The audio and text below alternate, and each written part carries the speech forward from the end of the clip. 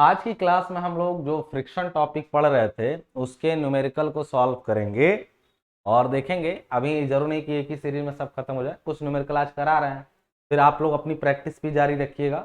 उसके बाद हम कुछ और अच्छे न्यूमेरिकल लेके आएंगे, तो उसके बाद ये चैप्टर खत्म हो जाएगा। आज के न्यूमेरिकल में हमने जो ले रखा है, और एक चीज, कोई आप लोग को जानकारी होती है ना तो कमेंट बॉक्स में आप डालते हैं, तो जरूर नहीं कि सारे कमेंट्स पढ़ ही लिया जाए, कई बार छूट जाते हैं कमेंट्स हम लोगों से। ठीक है, तो आपके पास ये सब क्यों दिया गया है, ये कॉन्टेक्ट नंबर क्यों दिया गया है, या फिर आप ऐप डाउनलोड करेंगे तो फ्री स्टडी मटेरियल, कई सारे फ्री मटेरियल्स मिल जाते हैं, ये वेबसाइट है, ये सब इसीलिए दिया गया है कि आपके काम की चीज़ें यहाँ पर आपको अवेलेबल हैं। आप इस नंबर पे, इन जगहों पे कांटेक्ट करके कर सकते हैं चीज़ें। ठीक है, अब एक चीज़ पर ध्यान दीजिएगा यहाँ पे कि मतलब कमेंट्स हर बार कोशिश करता हूँ पूरा देखूं, बट हो नहीं पाता है, और कुछ ऐसी चीज़ें होती हैं जो बताई गई रहती हैं, तो आप इन सब चीज़ों का सहारा लीजिए, आपको मिलेगा सब कुछ, इस पे मिल जाएगा। ठीक है ना।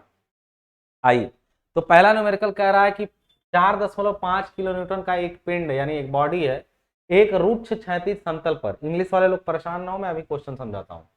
कह रहा है 4.5 किलो न्यूटन का एक पिंड एक रुक्ष, रुक्ष मतलब होता है रफ, समतल पर रखा है। पिंड तथा समतल के लिए घर्षण गुणांक 0.3 है, यानी म्यू की वैल्यू 0.3 है। उस बल का मान ज्ञात कीजिए जो क्षैतिज से 30 डिग्री के कोण पर लगता हुआ पिंड को सीमांत संतुलन यानी लिमिटिंग इक्विलिब्रियम में रखे। और कंडीशन दो है कि जब एक बार पी जो लग रहा है वो खिंचाव हो यानी टेंशन हो, और एक बार वो पुश हो। यानी मैं ये कह सकता हूं कि a body of 4.5 kilo Newton is resting on a rough surface, यानी मैंने इसका इंग्लिश क्या बोला, a body of weight 4.5 kilo Newton is resting on a rough surface, यानी किसी रुक्ष सतह पर वो रेस्ट कर रही बॉडी। पिंड तथा समतल के लिए घर्षण गुणांक 0.3 है, यानी coefficient of friction for the body and the surface is 0.3।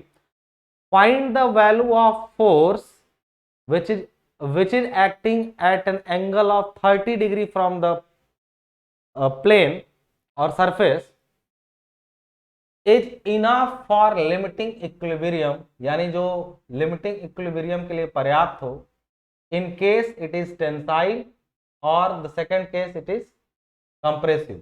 यानी कंप्रेसिव नहीं कह सकते हैं, इसको कह सकते हैं कि ये पुल हो, ये पुल यानी खिंचाव हो, और इसको पुल पुश यानी धक्का हो।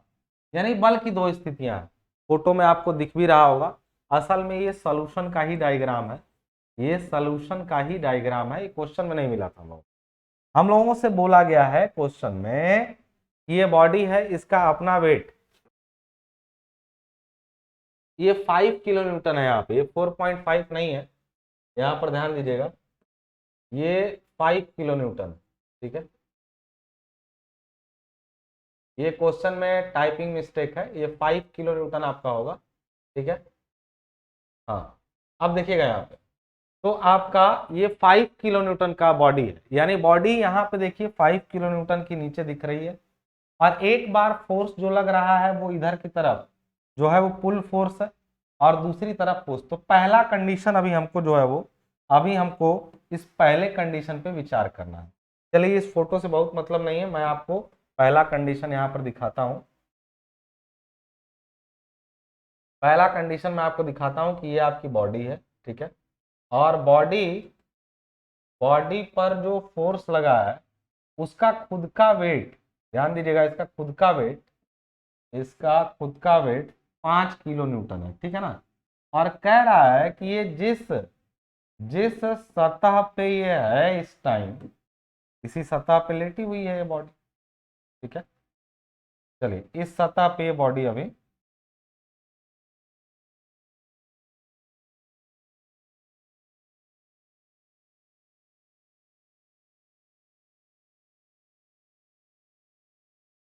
आ जाओ भाई। हाँ, ये सतह है, इस पर ये बॉडी रुकी हुई है, 5 किलो न्यूटन की है। इस पर बोला है कि भाई ये बॉडी बस चलने ही वाली है, इसके लिए इस पर कितना फोर्स लगाया जाए। बस चलने ही वाली है, मैं कहूंगा कितने डिग्री पर फोर्स लगा है, तुम बता दिए हो, 30 डिग्री पे फोर्स लगा है, और ये बस चलने अरे लिमिटिंग इक्विलिब्रियम का मतलब बस चलने ही वाली अवस्था में इस बल P का मान बताना है कि P कितना लगेगा। खिंचाव में है और ये चलने ही वाला, तो मैं कहूंगा कि जब ये चलने ही वाला होगा तो उस समय अगर बल P है तो ये कितना होगा जो इसको इधर चलाएगा, और ये कितना होगा इस बल का मान जो इसको, जब हम बल को ऊपर खींचते हैं ना तो इसके दो कंपोनेंट काम करते हैं। रिजोल्यूशन पढ़ाया जा चुका है, मैंने बोला था जिधर से एंगल बन रहा हो, देखो बोला है ना कि 30 डिग्री पर, 36 से 30 डिग्री पर, तो 36 से 30 यानी इधर की तरफ ये P cos थीटा होगा और ये P sin थीटा होगा, और नीचे की तरफ लग रहा है इसका वेट R, सॉरी मतलब 5 किलोमीटर। अब ये बोल रहा है कि पहला कंडीशन खिंचाव बल है, तो हमने क्या ले लिया, पहले फर्स्ट कंडीशन हमने ले ली है और डायग्राम ये बनाया है। फर्स्ट कंडीशन में तो डायग्राम यही बनेगा। अब बोल रहा है इसमें कि बताइए उस बल का मान बताना, यानी P कितना होगा जब ये चलने ही वाला हो तो P कितना होगा, यही ने पूछा कि जब ये चलने ही वाला हो तब P कितना होगा। तो भाई जब ये चलने वाला हो ना, तो ध्यान देना का जरा यहाँ पे, जब ये चलने वाला हो तब P को मैं बताता हूं वो कितना होगा। हम एक चीज जान चुके हैं कि जब ये चलने वाला होगा तो इसको रोकने के लिए इधर एक फ्रिक्शन काम करेगा, और वो फ्रिक्शन कितना होगा F, वो होगा म्यू इंटू आर। वो फ्रिक्शन क्या होगा F म्यू इंटू आर, ये बताया ना कि फ्रिक्शनल फोर्स का वैल्यू म्यू इंटू आर होता है। तो एक सिंपल सी बात बताइए, मैं बस ये करने वाला हूं कि P cos थीटा को म्यू आर के बराबर करने वाला हूं, यानी चित्र के अनुसार अकॉर्डिंग टू द डायग्राम, यानी चित्र के अनुसार, डायग्राम यानी चित्र के अनुसार, यानी म्यू आर जब चलने ही वाला होगा, जब चलने ही वाला होगा तो ये म्यू आर वो P cos थीटा के क्या होगा बराबर होगा, यही ना होगा। तो हम म्यू का वैल्यू जानते हैं 0.3, हमको क्वेश्चन में ही दे रखा है, देखिएगा जरा क्वेश्चन में ही 0.3 दे रखा है इसकी वैल्यू, ठीक है, क्वेश्चन में ही इसकी वैल्यू हमको दे रखा है। कहेंगे ठीक है चलो ये 0.3, सर आर कितना है, मैं कहूंगा देखो वैसे तो आर रिएक्शन होता है नीचे 5 किलो न्यूटन, यानी तुम इसको सॉल्व साइड में यदि कर लो तो तुम पाओगे कि देखो अगर समेशन ऑफ एफ वाई करोगे, एफ वाई बराबर 0, देखो ये डराने के लिए मैं बता रहा हूं, तुम ऐसे समझो इसको, ऐसे किताबों में लगा के तुमको डरा देगा, मैं बता रहा हूं 5 इसका वेट था नीचे लग रहा था, तो प्रतिक्रिया भी 5 होगी, लेकिन इस P का एक कंपोनेंट इसको ऊपर भी खींच रहा है P sin थीटा, तो 5 जो नीचे लग रहा था उसमें कुछ कमी तो यही ला देगा और उसी के बराबर R होगा। अरे यार एक बात बताओ, ये चीज जमीन पे नीचे रखी हुई है, तुम समझो नीचे रखी हुई है, तो कहेंगे कि इसी के वेट के बराबर नीचे से प्रतिक्रिया लगेगी, मैं कहूंगा उसको मैं उठा लेता हूं ऊपर, तो प्रतिक्रिया लगेगी नहीं लगेगी, या अगर हल्का सा फोर्स ऊपर लगा दूं तो प्रतिक्रिया कम हो जाएगी। इसको तुम ऐसे समझ सकते हो कि मैं एक हाथ पे कोई चीज ऐसे लिया हुआ हूं तो मुझे भारी लगेगा क्योंकि मुझे ऊपर की तरफ फोर्स लगाना पड़ेगा, और अगर कोई दूसरा आदमी आके उसको हल्का सा ऊपर से पकड़ ले और फिर मैं पकड़ा रहा हूं तो मुझे कम बल लगाना पड़ेगा, यानी प्रतिक्रिया घट जाएगी नीचे से।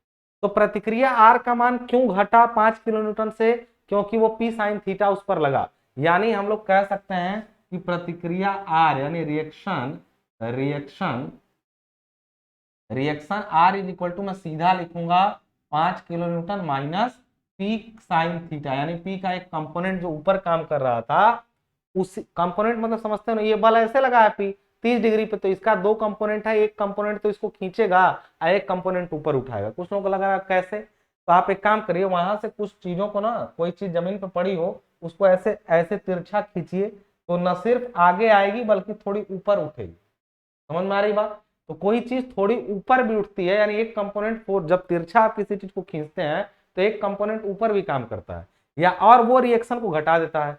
अब ऐसे कहेंगे सर कैसे, मैं बताता हूं कैसे। कोई चीज जमीन पर रखी है उसको एक बार आप ऐसे सीधे खींचिए तो देखिए खींचने में ज्यादा बल लगेगा, घिसाव घर्षण ज्यादा लगेगा, लेकिन उसी चीज को अगर ऊपर की तरफ ऐसे तिरछा खींचिए तो वो थोड़ी कम घर्षण से खींचेगी।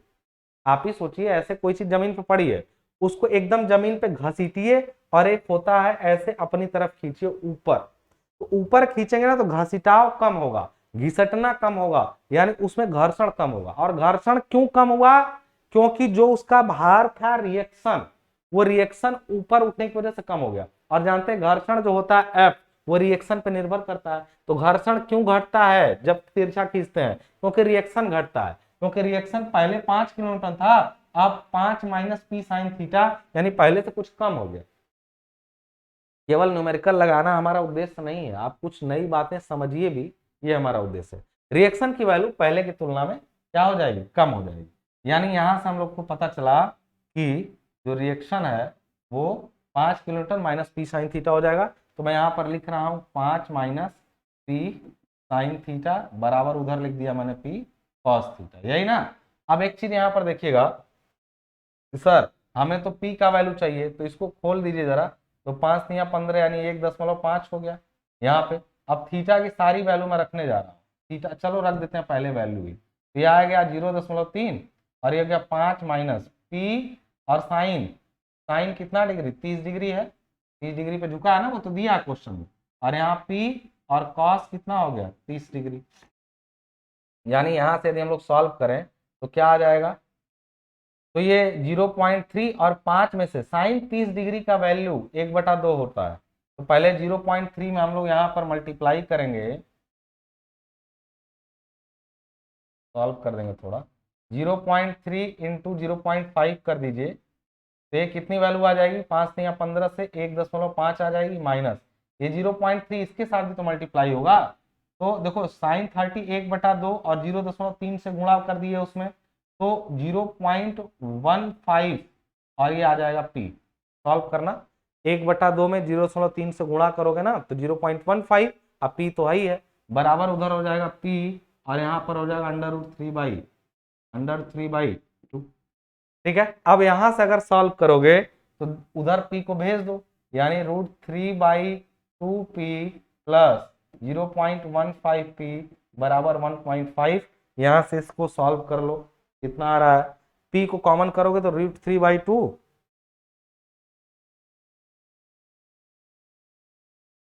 जो आया उसमें 0 प्लस कर दो 0.15, माने 1.016 पी बराबर 1.5, यानी पी बराबर 1.5 में से इसी से डिवाइड कर दो। 1.5 डिवाइडेड बाई 1 पॉइंट क्या चला जाएगा? 0.16, यानी वैल्यू आई 1.4763, 1.4763 किलो न्यूटन। ये वो फोर्स है जो इसको जब खिंचाव में लगा हो तो संतुलन में बनाए रख सकता है, जब खिंचाव में लगा हो तो संतुलन में बनाए रख सकता है। आप समझिएगा इस चीज को। तो ये वो फोर्स है पी कि जब, तो उधर जी,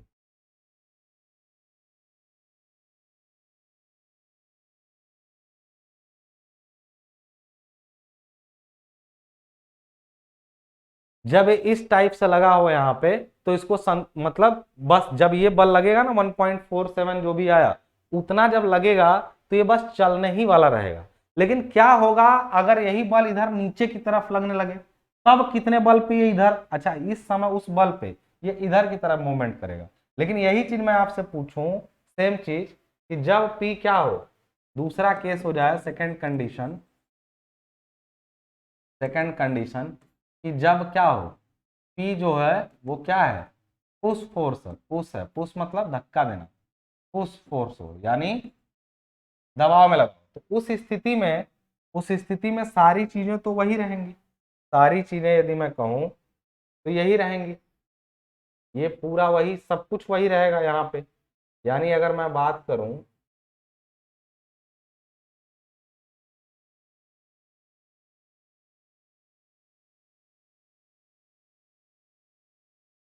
तो रुकिए,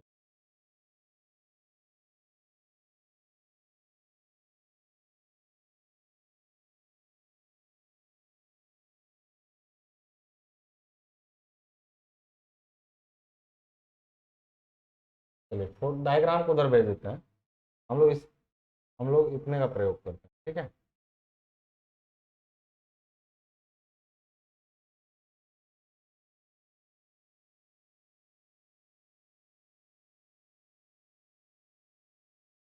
बहुत अच्छा काम किए हम लोग, नहीं करना है सब फर्जी, दोबारा डायग्राम बना लेंगे, छोड़िए। थोड़ा दूसरा डायग्राम बना लो। चलो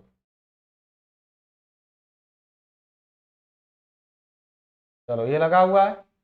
अब हम लोग क्या करेंगे यहाँ पे, अब हम लोग वही फोर्स इस पर ऐसे लगा देंगे और कहेंगे ये फोर्स कितने पर लगा हुआ है, 30 डिग्री पर। कहेंगे कि कितने फोर्स पर ये चलेगा, तो मैं कहूंगा चलेगा ही, कुछ ना कुछ तो चलाएगा ही, इसको इधर इधर घुमाएगा। यानी अभी फ्रिक्शन किधर काम करने वाला है, अभी फ्रिक्शन इधर काम करने वाला है, और कुछ इस बॉडी पर काम कर रहा है, तो मैं कहूंगा हाँ इसका अपना वेट, और इसी पर ऊपर रिएक्शन आर, ये रिएक्शन आर इस पर काम कर रहा है, ये आर, इसका अपना वेट 5 किलो न्यूटन, इधर लगने वाला frictional force mu into R, ये फोर्स पी जो कि 36 से कितने डिग्री पर है, 36 से 30 डिग्री पर, ठीक है। और ये इसको इधर खिसका देगा। मैं चाह रहा हूं कि वो बल पी बताइए जो इसको बस खिसकाने ही वाला, यानी इक्विलिब्रियम तक रोके, उससे ज्यादा बढ़ने पे तुरंत ये बॉडी क्या हो जाए, खिसक जाए।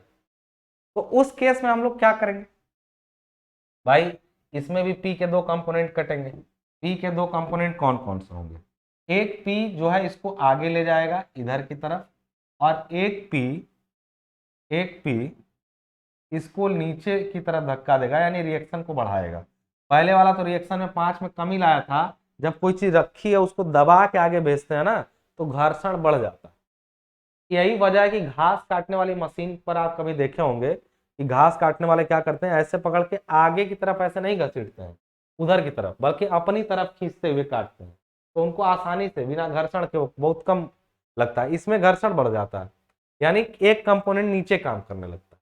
अब बात करेंगे सर ये बातें नहीं समझ में आई आपकी, ये कंपोनेंट कौन सा है, कि कौन सा पी साइन थीटा होगा, कौन सा पी कॉस थीटा, तो मैं कहूंगा बहुत आसान है, मैं कहूंगा कि बहुत आसान है। इसको उठा के ले जाओ यहाँ पे, पी का एक कंपोनेंट यहाँ काम करेगा और पी का दूसरा कंपोनेंट यहाँ काम, यही वो दोनों है जो इस दिशा में, यानी इसी की वजह से ये मूवमेंट ये जो बन रही है ना एरो इधर घूमने वाला, इसी की वजह से। अब कहेंगे सर ये एंगल तो 30 है, तो सर ये एंगल भी 30 होगा। देखो ये ये दोनों एंगल बराबर होंगे ना आपस में, यानी असल में यही एंगल के पास वाला है, यानी ये होगा पी कॉस थीटा और ये क्या होगा पी साइन थीटा। क्लियर है बात, यहाँ पे देख लो ध्यान से, समझ में आ रही बात। तो ये पी कॉस थीटा इस बार इधर की तरफ मूव कराएगा, और जबकि रोकने के लिए उधर से म्यू आर होगा, तो मैं कहूंगा ठीक है भाई, यानी according to the diagram, according to the diagram, diagram के अनुसार, देखो मैं एक चीज बता दूं, तुम्हारे किताबों में थोड़ा उलझा हुआ तुमको लिखा हुआ मिलेगा, ये सब तुम्हारी किताब से ही लिए गए क्वेश्चन, तो परेशान मत होना, तुम इसको देख लेना, तुमको ज्यादा फील होगा अंदर से, किताब वाला थोड़ा फील नहीं करा पाएगा, क्योंकि उसने अच्छा लगाया है, बट बहुत सारी ऐसी चीजें ऐड करी हैं जिनकी जरूरत नहीं है। तुम किसी चीज को अपनी नजरों से देखो कि हम इसको सबसे आसानी से कैसे देख सकते हैं। हम तो अभी ये देख रहे हैं कि जब ये चलने ही वाला होगा, तो ये वाला जो इसको धक्का दे रहा है ये, और ये दोनों आपस में बराबर हो, तो मैं कहूंगा चलने ही वाला होगा, तो जो वो पी कॉस थीटा है वो यही ना काम करेगा, पी कॉस थीटा ही इसको धक्का दे रहा है। उस केस में ये पी कॉस थीटा जो होगा वो उधर के म्यू इंटू आर के बराबर होगा। यही है कौन सी condition, equilibrium condition, equilibrium condition.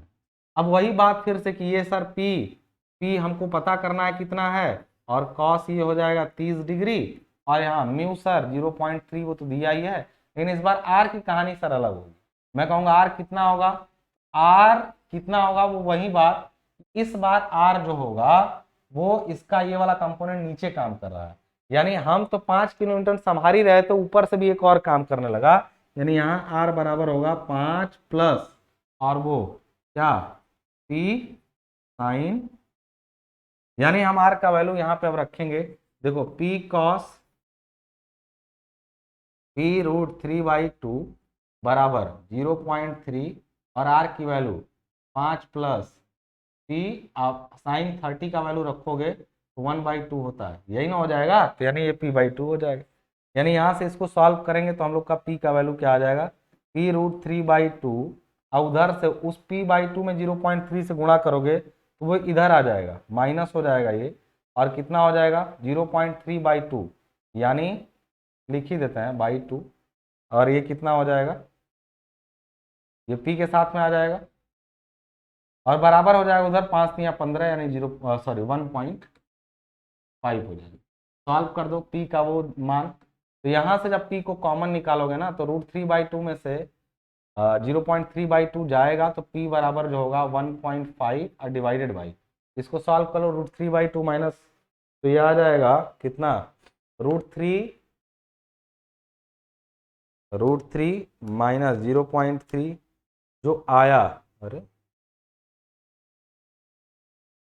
√3 minus 0.3 जो आया होल डिवाइडेड बाई 2, यानी 0.716, यानी वैल्यू कितनी आ जाएगी 1.5 divided by 0.716, that is equal to 2.09 kilo Newton.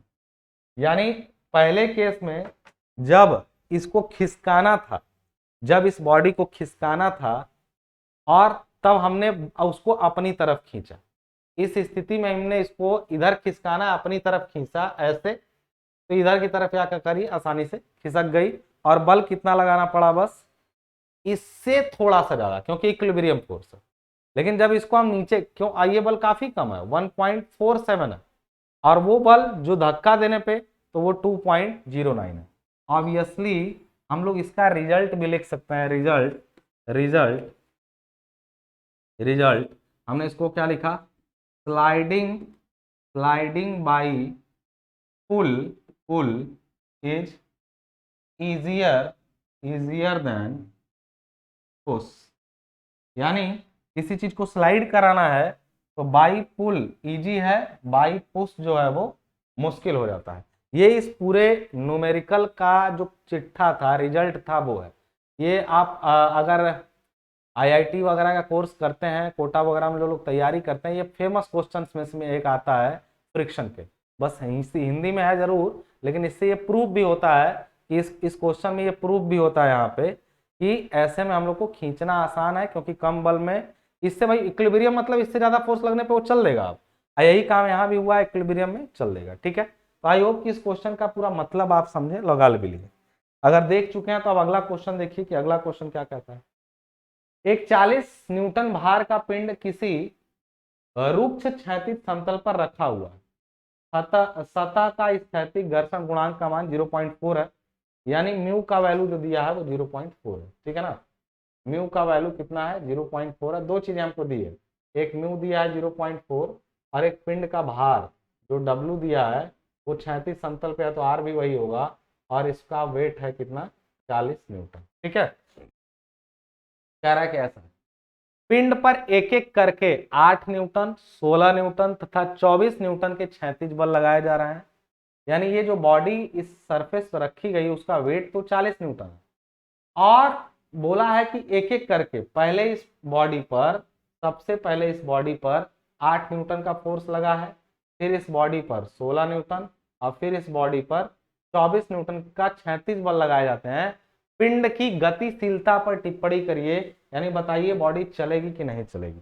तो मैं कहूंगा कि इस बॉडी को चलाने के लिए हम तो सबसे पहले जा रहे हैं फोर्स निकालने। देखो जब इस पर इधर फोर्स लगेगा ना तो इधर एक फ्रिक्शन भी काम कर रहा होगा, और वो फ्रिक्शन जो F होगा ना, ये वो फ्रिक्शन जो F है यहाँ पे, वो F उसकी वैल्यू कितनी होगी, F बराबर मैं लिखूंगा म्यू इंटू आर, और म्यू कितना है 0.4, और रिएक्शन आर कितना है 40 न्यूटन। 40, अगर ये बल क्षैतिज न लग के किसी कोण पे लगते ना तो रिएक्शन के मान में कमी आती, लेकिन क्षैतिज लग रहा है तो रिएक्शन वही रहेगा, और ये आ जाएगा 160 न्यूटन का बल, सॉरी 16 न्यूटन, 16 न्यूटन का बल। यानी मैं ये कह सकता हूं कि म्यू आर फ्रिक्शनल फोर्स है जो 16 न्यूटन है। कहां से आया, हम लोग फ्रिक्शनल फोर्स F बराबर जानते हैं म्यू इंटू आर, तो 16 न्यूटन का वो बल है जो इधर लग रहा है। तो भाई अगर हम लोग यहाँ पर यही चीज लिख दें कि यहाँ पर ये दोनों तो गिवन है, लेकिन हम लोग जानते हैं, तो हम लोग लिख सकते हैं कि फ्रिक्शनल रेजिस्टेंस फ्रिक्शनल यानी घर्षण प्रतिरोध, फ्रिक्शनल फोर्स या फ्रिक्शनल रेजिस्टेंस फोर्स, वो कितना होगा सर? तो मैं कहूंगा वही चीज कि 0.μ×r लिख दो, μ×r यानी 0.4 इंटू 40 यानी 16 न्यूटन। 16 न्यूटन वो बल है जो इस बॉडी को घूमने से रोकेगा। एक एक करके पहले 8 न्यूटन लिखा है, तो हम लोग यही कहा कि टिप्पणी करिए, टिप्पणी यानी हम लोग टिप्पणी मतलब लिख दें 8 न्यूटन पर, यानी टिप्पणी करने जा रहे हैं 8 न्यूटन पर वस्तु रुकी रहेगी। क्यों रुकी रहेगी? जब फ्रिक्शन ही 16 लग रहा है तो 8 पे कैसे तुम चला लोगे? फ्रिक्शन जब 16 है तो 8 रुकी रहेगी, रुकी रहेगी। फिर हम बोलेंगे कि क्या 16 न्यूटन पर, 16 न्यूटन पर, क्योंकि 16 न्यूटन ही है, 16 न्यूटन पर वस्तु वस्तु इक्विलिब्रियम में आएगी। इक्विलिब्रियम समझते हैं? ये वही फोर्स है ना जो उधर से फ्रिक्शनल रेजिस्टेंस से ठीक बराबर लग गया है, यानी 16 में वस्तु क्या रहेगी? इक्विलिब्रियम कंडीशन में रहेगी, कंडीशन में होगी। और 24 न्यूटन पे क्या होगा? चल देगा। 24 न्यूटन पर वस्तु मूव करने लगेगी, मूव करने लगेगी, करने लगेगी। गतिशीलता पर टिप्पणी करना था, गतिशीलता पर टिप्पणी कर दिए। टिप्पणी हमको क्या, हम लोग टिप्पणी करने में आगे हैं, राह चलते लोगों पे टिप्पणी कर देते हैं, मत किया करिए, अच्छी बात नहीं है। सुनिए यहाँ पे, हाँ हम लोग का दोष है ना, जहां करना चाहिए वहां नहीं कर पाए टिप्पणी, और जहां नहीं करना तो वहां कर गए। जब भी किसी को देख के मन में आपके ऐसा कोई ख्याल आए कि कुछ बोल दें, तो मैं बोलने के लिए मना नहीं कर रहा हूँ, आप स्वतंत्र हैं, बोल सकते हैं, बशर्ते इतना ही तेज बोलिएगा कि आपको और आपके मित्र को सुनाई दे और आप लोग खुश हो जाएं। अगले के कान तक पहुंचा तो अगर मेरे सामने हुआ तो आपका हाथ पैर तोड़ दिया जाएगा, और किसी के सामने उसको मन में बुरा लग गया तो आप पुलिस केस में जाएंगे। दोनों स्थितियां खराब हैं। इसलिए रास्ते चलते अगर आपको बहुत मजा कभी आ जाए तो आपस में आनंद लीजिए, उसके लिए आप स्वतंत्र हैं, क्योंकि अभिव्यक्ति की आजादी वहीं खत्म होती है जहां से दूसरों की नाक शुरू होती है। इस चीज का ध्यान रखिएगा। चलिए आइए क्वेश्चन पे चलते हैं, ज्ञान हो गया, ठीक है। तो हमारा दूसरा क्वेश्चन भी खत्म हो गया, टिप्पणी करना था, कर दिया हम लोग, ठीक है। आगे अगला कह रहा है कि दो लकड़ी के गुटके ए और बी एक लंबी भारहीन जंजीर के द्वारा आपस में चित्र के अनुसार जुड़े हैं। मैंने ये हम लोगों को उसका डायग्राम बना दिया है यहाँ पे, ए और बी, और ये डायग्राम में ये जंजीर के अनुसार ये जुड़े हुए हैं दोनों। कह रहा है कि प्रत्येक गुटके का भार 200 न्यूटन, यानी यदि मैं कहूं तो इसमें इसका भी भार 200 न्यूटन है और इसका भी भार क्या है? 200 न्यूटन है, यानी ये भी 200 न्यूटन है और ये भी कितना है? 200 न्यूटन है। क्या बोला है? यदि गुटके और धरातल के बीच घर्षण गुणांक, यानी ये जो जहां रखे गए ना वहां म्यू का वैल्यू जो है वो कितना है? 0.4 है। क्लियर है बात यहाँ पे? तो कह रहा है कि वह अपेक्षित बल ज्ञात कीजिए, यानी उस बल का मान बताइए जिससे कि ए गुटका बी की तरफ चलने लगे। अरे यार, ए को जब चलाना है तो जब इसको चलाने की कोशिश करोगे तो इधर वाला जो फ्रिक्शन काम करेगा, इधर जो फ्रिक्शन काम करेगा उससे ज्यादा बल ना लगाना पड़ेगा। बताओ, ए को खाली खिसकाओगे तो बी खिसकेगा, ये जंजीर है, ये कोई छड़ नहीं है, ये लचकदार है, इसको दबाओगे बी वहीं रहेगा। ये समझ रहे हो ना क्या है? ये जंजीर, चेन है। तो तुम जब इसको ऐसे धक्का दोगे तो बी वहीं रहेगा, खाली ए खिसकेगा। उस दौरान केवल ए का फोर्स जो लग रहा है, रिएक्शन, उसी की वजह से फ्रिक्शन इधर काम करेगा और फ्रिक्शन से ज्यादा बल तुमको लगाना पड़ेगा। तो पूछ भी रहा है यहाँ पे कि वो बल, यानी हम लोग यहाँ सोल्यूशन में लिखेंगे, सोल्यूशन में पहला केस बोला है, पहला केस कि केवल ए को बी की तरफ चलाने के लिए बल, यानी ये बल कितना होगा? तो कहेंगे सर वो बल P जो होगा वो ज्यादा होगा या बराबर होगा किसके? म्यू आर के। किताबों में बराबर का निशान लगाता, मैं कह रहा हूं यदि तुम P, जो फोर्स यहां पर तुम P लगा रहे हो, यदि वो P इस म्यू आर से ज्यादा लगा तो चल नहीं देगा। ये जो P तुम्हारा है ये इस म्यू आर यहाँ, अरे भाई तुम जब लगा रहे हो तो ये रुक रहा होगा घर्षण, और तुम जब उधर ज्यादा लगा दोगे यानी इस म्यू आर से ज्यादा लगा दोगे तो चल देगा, बराबर लगा दोगे तो इक्विलिब्रियम में रहेगा। तो मैं कहूंगा P should be greater than और इक्वल टू म्यू आर, यानी हम लोग P का जो मान पूछा है वो कितना होगा सर, म्यू है 0.4 और सर 200 न्यूटन का भार, तो रिएक्शन आर बराबर भी क्या होगा 200, यानी यहीं से सर आ गया कितना 200, 4 गुना 8 यानी 80 न्यूटन का, 80 न्यूटन से यदि ज्यादा फोर्स लगा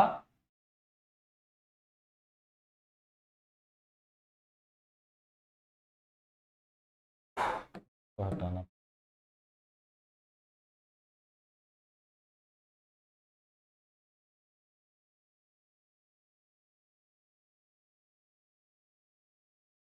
चलिए यहां ध्यान दीजिए, 80 न्यूटन से ज्यादा फोर्स यदि लगा, 80 न्यूटन से ज्यादा फोर्स यदि लगा, ठीक है, तो ये क्या करेगा ए वाला बी की तरफ चल जाएगा।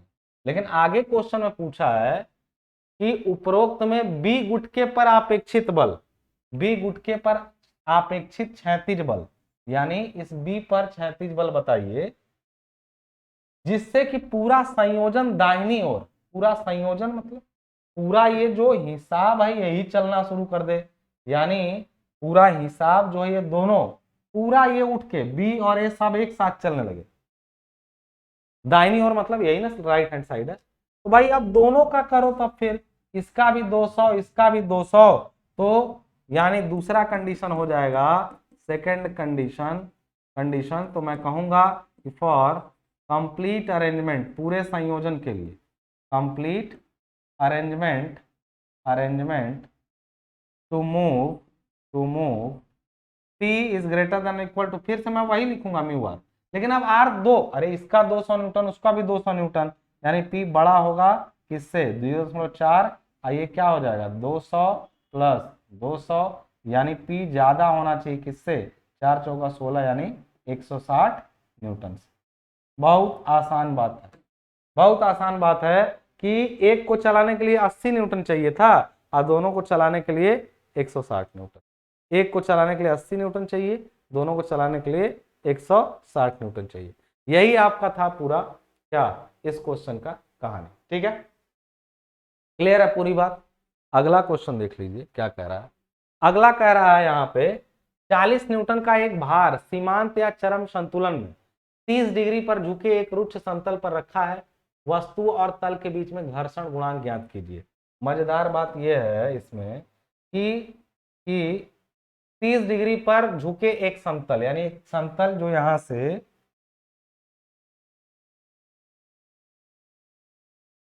एक समतल जो यहां से 30 डिग्री पर झुका है, कहां से यहां से एक समतल जो यहां से 30 डिग्री पर झुका हुआ है, इस पर एक ब्लॉक रखा हुआ है और ब्लॉक कुछ ऐसे है,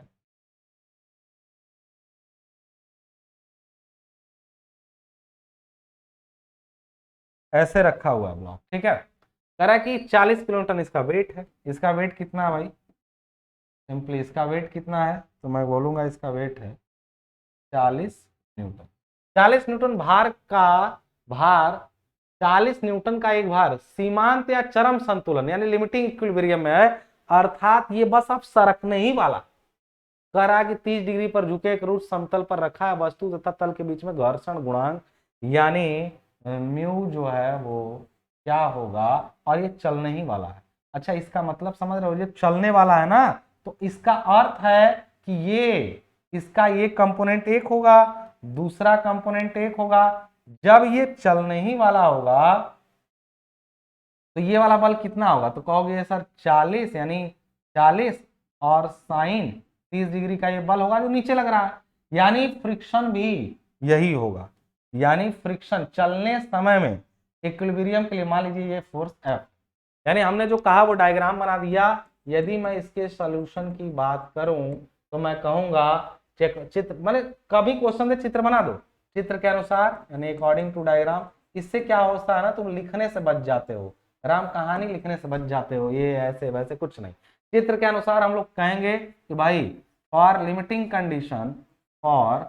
लिमिटिंग इक्विलिब्रियम यानी एकदम सीमांत अवस्था में, सीमांत क्या संतुलन के समय में जो 40 साइन थीटा होगा वो बराबर होगा म्यू, घर्षण गुणांक म्यू, या आप सीधे कहें फोर्स एफ के, एफ।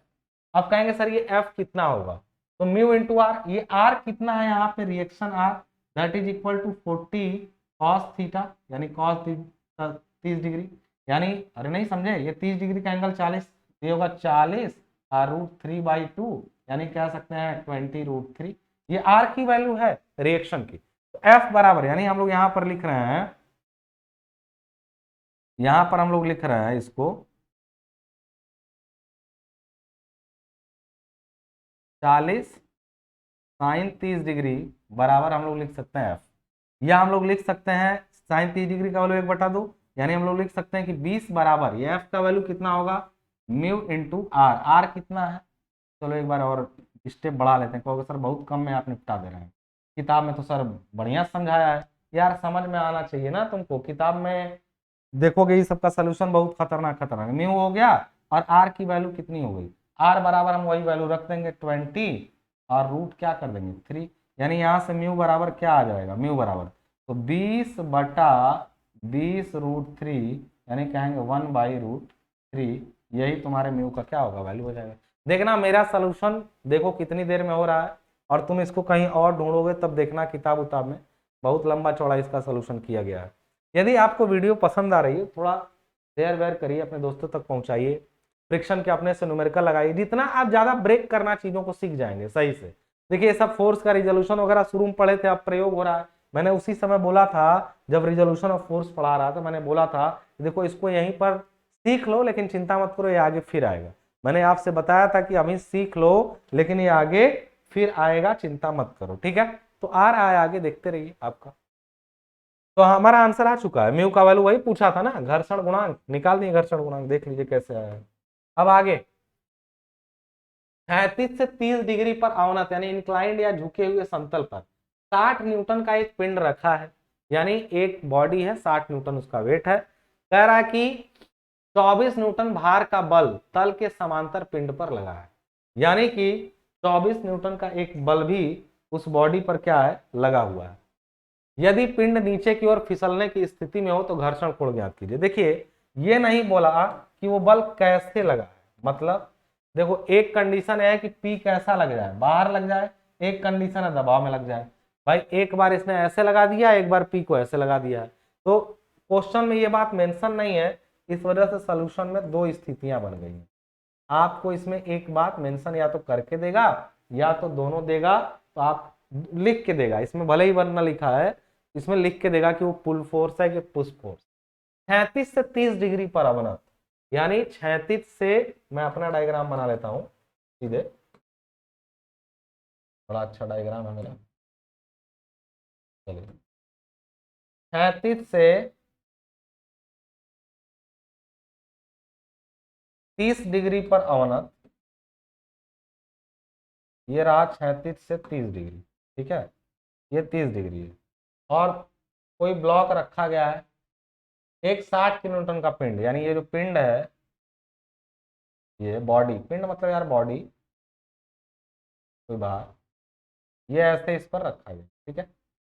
अब तुम बताओ इसका वेट दिया है ना कितना, 60 किलो न्यूटन, तो आगे यहाँ पे 60 न्यूटन है ना, 60 न्यूटन, ठीक है, 60 न्यूटन का बल यहाँ पे लगा हुआ है, रखा हुआ है, और 24 न्यूटन का भार बल के तल के समांतर पिंड पर लगा है, यानी बल के जो तल है ना उसके समांतर लगा है पिंड पर। अब ये नहीं बोला कि इधर लगा है कि इधर लगा है, समांतर, अच्छा इस लाइन के पैरेलल इधर भी हो जाएगा इधर भी, चलो मैं अभी के लिए इधर मान लेता हूँ, अभी के लिए पी की स्थिति में ये मान लेता हूँ पी, और ये लगा है कितना 24 न्यूटन का, ठीक है ना। कह रहे यदि पिंड नीचे की ओर फिसलने वाला हो तो घर्षण कोण यानी लैम्डा की वैल्यू बतानी है हमको क्या होगा। देखो एक बात तो जान लो, अगर कोई पिंड फिसलने ही वाला है तो उस समय घर्षण कोण थीटा के बराबर होता है, उस समय जब वो फिसलने ही वाला हो तो घर्षण कोण जो है वो थीटा के बराबर होता है, लैम्डा की वैल्यू, बात समझ आ रही है। तो उसी का जो पीछे जो पढ़े थे लेक्चर, उसी का हम लोग सहारा लेकर के इसको सॉल्व कर लेते, तो आइए देख लेते हैं जरा सा। इसमें आप मान लीजिए पहली कंडीशन हमने ले ली कि P ऊपर के साइड में लगा हुआ है ऐसे ही, जो नहीं बोला हम लोगों से कुछ, लेकिन हम लोग यही मानते हैं, ठीक है। अब इस स्थिति में देखिए क्या होता है।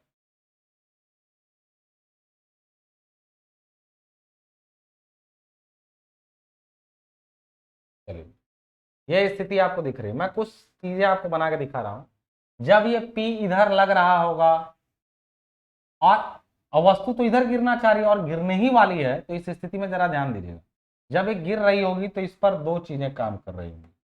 एक तो इस 60 वाले का, ये जो 60 इसका भार है ना, अच्छा ये बॉडी क्यों नीचे सरकेगी? अपने ही वेट के कारण, कोई बल नहीं लगा है इस पर, और बल बल्कि रोक रहा है, जो लगा भी है इसको गिरने से रोक रहा है, फिर भी सरकने वाली है। यानी ये जो 60 है ना, तो ये 30 है, तो मैंने ये सिद्ध किया बहुत पहले ही कि ये भी क्या होगा, 30 होगा।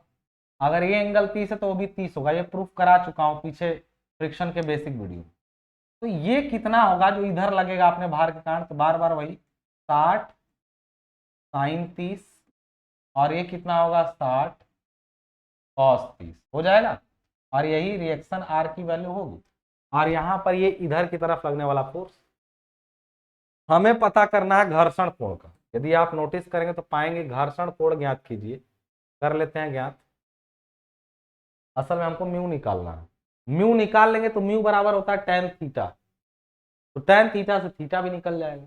यानी पहले हमको निकालना है कि ये जब नीचे गिर रही होगी तो एक 24 और एक इधर की तरफ लगने वाला घर्षण बल, घर्षण बल का गुण था जिधर सरकता है उसके अपोजिट काम करता है, वहां ये घर्षण बल एफ भी काम करेगा, म्यू इंटू आर, और प्लस ये 24 दोनों मिलके इसको बस फिसलने के समय रोकेंगे। तो मैं लिखूंगा in equilibrium condition, equilibrium condition, equilibrium condition मैं सीधे लिख रहा हूं 60 साइन 30 डिग्री, ये बराबर होगा उधर 24 प्लस एफ, एफ मतलब वही म्यू आर, यानी 60 साइन का वैल्यू हो जाएगा 30, 1/2 होता है, बराबर 24 प्लस म्यू इंटू आर। यहां से यदि हम लोग पूछें तो इसको इधर भेज देंगे तो लिखेंगे म्यू इंटू आर की वैल्यू कितनी है 60 कॉस कितना है 30 डिग्री, ये म्यू आर हो गया, और 30 में से इधर 24 गया, बचा 6। अब यदि यहीं सॉल्व कर लें तो म्यू बराबर क्या आ जाएगा 6/60 कॉस 30 डिग्री, यानी कॉस 30/10, कॉस 30 होता है √3/2 इंटू 10। इसका वैल्यू यहीं से निकाल लीजिए, यहीं से इसका वैल्यू निकाल लीजिए। देखिए कैलकुलेटर पे सब लोग कितना आ रहा है। चलिए ये पहले सही कर लीजिए इसको, ये 6/60, ये कॉस 30 इसी के साथ है, कॉस 30। अब आ जाएगा हम लोग का 6 डिवाइडेड बाई, आ जाएगा 60 इंटू कॉस 30 डिग्री, वैल्यू आई म्यू का 0.115, ये वैल्यू आया म्यू का। म्यू तो गुणांक है ना। अब मान लेते हैं, सपोज हमसे पूछा है घर्षण कोण बताइए, suppose friction, suppose angle of friction, angle of friction is equal to theta. तो हम लोग जानते हैं कि म्यू बराबर tan थीटा, यानी tan थीटा बराबर म्यू का ये वैल्यू 0.1154 रख दें, यहाँ से आएगा थीटा बराबर tan इनवर्स 0.1154 रख दीजिए। तो हम लोग थीटा का वैल्यू रखते हैं, शिफ्ट दबा के tan दबाएंगे, tan इनवर्स आ जाएगा, और उसमें रख देंगे 0.1154, वैल्यू निकाल देंगे, आ जाएगा इसका जो आएगा ना 6.58 आएगा। फिर डिग्री वाला निशान दबा देंगे तो आएगा 6 डिग्री 34 मिनट और 58 सेकंड। कैलकुलेटर चलाने में भी कई लोगों को अभी प्रॉब्लम आएगी, आप लोग का पहला साल है कि ये सर कैसे आया है। तो आप पहले थीटा का वैल्यू जानना है तो आप शिफ्ट दबा के tan दबाए, tan इनवर्स बनेगा, फिर लिखिएगा tan इनवर्स बनने के बाद 0.1154, जो आएगा वो ऐसे नहीं आएगा, वो पॉइंट में आएगा। उसके बाद डिग्री का निशान दबाएंगे तो मिनट और डिग्री में आ जाएगा, एंगल डिग्री में डिग्री का छोटा यूनिट होता है मिनट, 1 डिग्री में 60 मिनट, फिर 1 मिनट में 60 सेकंड होते हैं। तो इस टाइप से आएगा। ये सब बेसिक बातें आपको पहले भी पढ़ाई जा चुकी होंगी, कहीं ना कहीं आप पढ़े होंगे। तो हम लोग को ये पता चल गया कि फिसलने की स्थिति में घर्षण कोण ज्ञात कीजिए। हमने घर्षण कोण की वैल्यू बता दी है, कब 6 डिग्री 34 मिनट होगा 58 सेकंड। लेकिन तब जब हमने इसको ऐसे माना है, बस यदि आप इसी फोर्स को ऐसे इधर मान लें, तब के केस में घर्षण कोण का वैल्यू आपको बताना है। कुछ मत करिएगा, बस इसी इक्वेशन में जो आप लिखे हैं ना यहाँ पे 60 साइन थीटा, ये जो ये P है 24 वाला, उसको इधर कर दीजिएगा। इसी इक्वेशन में बस आप जो P ऊपर लग रहा था ना, अब तो वो गिराने में लग गया, ये तो बचा रहा था, तो गिराने में लगेगा तो उधर बचेगा केवल F, और ये 24 इधर आ जाएगा। बस यहीं से कहानी बदल जाएगी। ये हो जाएगा म्यू इंटू आर का वैल्यू तो वही है 60 कॉस 30 डिग्री, और यहाँ पे 24 प्लस, और ये आ जाएगा कितना 30, यानी आपका आ जाएगा 30 20 50 यानी 54 बराबर आ जाएगा म्यू इंटू इसका वैल्यू लगभग 51.9 कुछ करके आता है, 51.96 आएगा लगभग वैल्यू इसका। कैसे, अभी हम सॉल्व किए थे कैलकुलेटर पे 60 कॉस 30 डिग्री का वैल्यू। तो यहाँ से म्यू बराबर आपका एक नया वैल्यू आ जाएगा, वो आएगा 54, काफी ज्यादा आएगा 54/51.96, ये आएगा म्यू का वैल्यू। और जो म्यू आएगा थीटा में रखेंगे, फिर थीटा की नई वैल्यू आ जाएगी। तो यहाँ से आपका आंसर आ जाएगा। चलो मैं निकाल ही देता हूँ, दूसरे केस में मैं झटके में निकाला हूँ। तो म्यू बराबर यहाँ पर आ जाएगा 54/51.96, जो आया उसका 1 यहाँ से म्यू बराबर, ये नीचे वाली कैलकुलेशन हो चुकी है यार, फिर से नया म्यू जब स्थिति बदली है तब, तो ये आ जाएगा आपका म्यू बराबर 1.0392। ठीक है, तो अब हम लोग लेंगे इसी का, तो हम लोग tan थीटा बराबर ले लेंगे इसी को, tan थीटा बराबर 1.0392, तो थीटा बराबर tan इनवर्स 1.0392 वैल्यू निकालेंगे। तो उस केस में आ जाएगा tan इनवर्स और लिखेंगे 1.0392 और वैल्यू आएगी 46 डिग्री 6 मिनट और क्या 4, ये वैल्यू आ जाएगी घर्षण कोण की।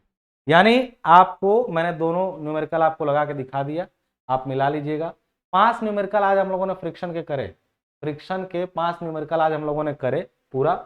इसको 5 न्यूमेरिकल, ये लास्ट वाला था, इसमें 2 स्थितियां ली हमने। बस बोला है कि एक पिंड रखा है 24 किलोमीटर में, बल के समांतर लगा है, उधर लगा के निकाले तो म्यू का वैल्यू अलग आया। जाहिर सी बात है, जब इधर रोकेगा तो उस समय तुम ही सोचो, कोई बल इधर लग रहा है, ठीक है, उस स्थिति में इसको ज्यादातर तो यही संभाल देगा, तो बहुत कम घर्षण की जरूरत पड़ेगी रोकने के लिए। लेकिन जब ये इधर गिर रहा है, ऊपर से इधर और लगने लगे इसी के साथ में, तब तो संभालने के लिए म्यू बहुत ज्यादा चाहिए होगा। तो आया भी होगा, देखना जब तुम पहली स्थिति में निकाले होगे तो तुम्हारा म्यू 0.1154 आया। क्यों? क्योंकि पी उसको संभाल रहा था। लेकिन जब पी भी लग गया गिराने में, तो बचाने के लिए म्यू की वैल्यू काफी ज्यादा आई, देखो इसकी 10 गुना के आसपास लग रही है वैल्यू।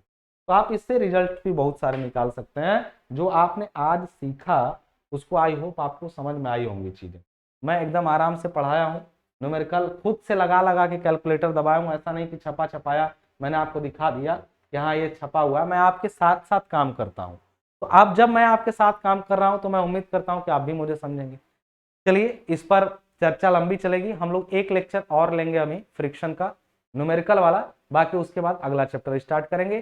तब तक के लिए वीडियो को शेयर करिए, चैनल को सब्सक्राइब कर लीजिए और मिलते हैं नेक्स्ट वीडियो में।